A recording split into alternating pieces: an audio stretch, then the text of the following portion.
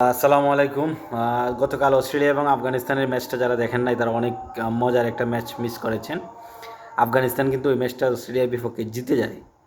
যদিও match run কম ছিল target, কিন্তু তারপরও অস্ট্রেলিয়াকে তারা কিন্তু আটকে দেয়। শুরুতে আফগানিস্তান ব্যাটিং করে ওপেনিং জুটিতে তারা কিন্তু 118 রান তুলে। 118 রান ওপেনিং জুটিতে হওয়ার পরও আফগানিস্তান কিন্তু বেশি রান করতে পারে নাই। 150-র ভিতরে তারা 148 রান সম্ভবত করতে পেরেছিল। তো তারা 148 রান করতে পেরেছে। আমার কাছে এই জিনিসটা একটু কম মনে হয়েছে, যে আমার কাছে মনে হয় যে একটু রান করতে পারতো, 20-30টা রান আরও বেশি তারা করা উচিত ছিল। যাই হোক, আফগানিস্তান সেটা সুন্দরভাবে রিকভার করেছে, আর অস্ট্রেলিয়াকে তারা এর ভিতরেই আটকে দিয়েছে। অস্ট্রেলিয়া কিন্তু শুরুতেই আপনার পাওয়ার প্লেতেই তাদের 3টা মূল্যবান উইকেট হারিয়ে ফেলে। ট্রাভিস হেড তাকে ডাক মারেন, ওয়ার্নার এবং মিচেল মার্শ, তিনজন গুরুত্বপূর্ণ ব্যাটারকে হারিয়ে তারা কিন্তু মোটামুটি ব্যাকফুটে চলে যায় এবং খেলা আফগানিস্তান ধারাবাহিকভাবে কিন্তু একটু সময় বিরতিতে তারা উইকেট তুলতে থাকে।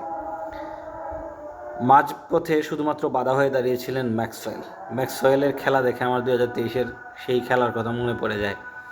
ভাবছিলাম হয়তোবা ম্যাক্সওয়েল ম্যাচটা বের করে নিয়ে যাচ্ছে। পরক্ষণে দারুণ একটা ক্যাচের মাধ্যমে যখন ম্যাক্সওয়েল আউট হয়ে যান, তখন আর অস্ট্রেলিয়া আর কোনোভাবেই ম্যাচে আর থাকতে পারে নাই। আফগানিস্তান পুরো ম্যাচ বের করে নেয় এবং 21 রানে সম্ভবত আফগানিস্তান জিতে যায়।